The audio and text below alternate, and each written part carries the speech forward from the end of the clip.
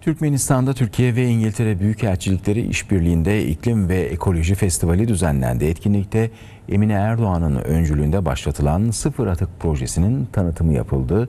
İyi niyet bildirgesi imzalandı diyoruz. Sizleri bu haberle baş başa bırakacağız. Saat başında da gelişmeleri aktarmayı sürdüreceğiz.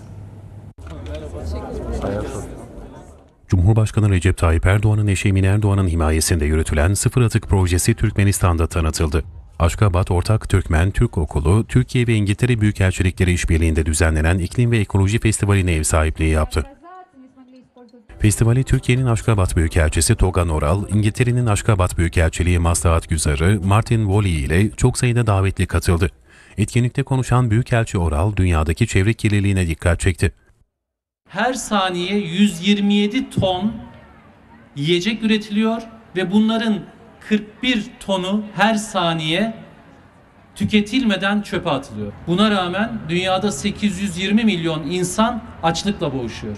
Dünyada her dakika 1 milyon plastik şişe atılıyor. Bu günde 1,5 milyar plastik şişe eder.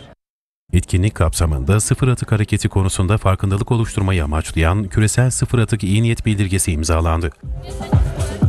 Cumhurbaşkanı Recep Tayyip Erdoğan'ın eşi Emine Erdoğan'ın himayesinde yürütülen Sıfır Atık Projesi 2017 yılında başlatıldı. Projeyle kaynakların verimli kullanılması ve atıkların geri dönüştürülmesi amaçlanıyor. Hedef 2053 yılına kadar sıfır emisyon seviyesine ulaşmak.